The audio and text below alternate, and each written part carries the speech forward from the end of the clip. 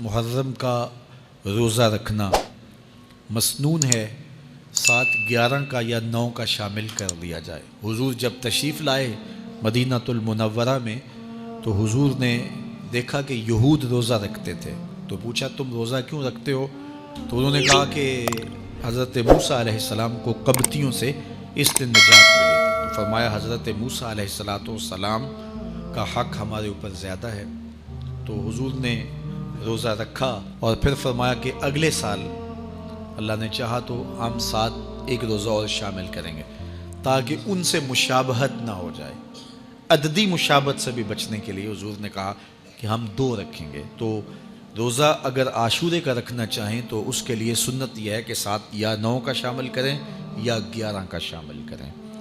تو جو افضل ترین روزے ہیں ان میں سے عاشورے کے روزوں کا بھی شمار ہوتا ہے۔ تو اگر ممکن ہو تو جن کو اللہ نے صحت عطا کی ہے، تو آج کل اتنی شدت کی گرمی بھی باقی نہیں رہی، تو وہ یہ روزے رکھیں، ذکر و فکر کے اندر ان ایام کو گزاریں، اپنے والدین کی قبروں پر، اعزاء و اقرباء کی قبروں پر ہر جمعے کو جانا چاہیے۔ اس کے علاوہ بھی جب موقع ملے، یہ رواج جو پیدا ہو گیا ہے کہ 9 محرم کو یا 10 محرم کو مٹی ڈالنے کے لیے وہاں قبرستان میں جایا جاتا ہے، یہ 8، 10، 15 سال سے شروع ہوا ہے، جبکہ اس کی کوئی اصل نہیں ہے۔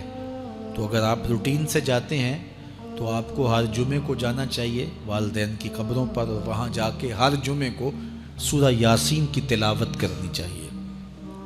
تو سال کے بعد صرف 10 محرم کو یا 9 محرم کو جانا، یہ بہرحال اس دور کی ایجاد ہے، یہ کوئی مسنون نہیں ہے اور یہ کوئی سنت نہیں ہے۔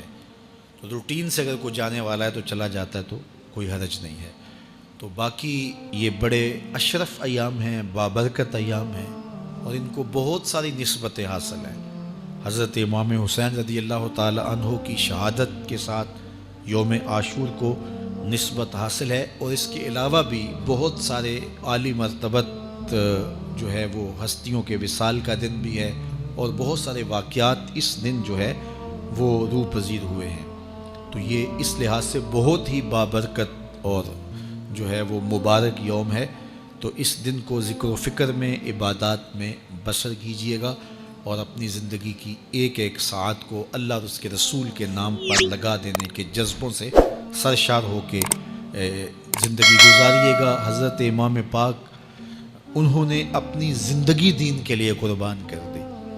تو یہ 10 محرم ہمیں سبق دیتا ہے، اور ہم اس دن عہد کرتے ہیں اگر انہوں نے اپنے بچے بھی قربان کر دیے اور اپنی اولادیں بھی بھوک اور پیاس میں قربان کر دیں تو ہم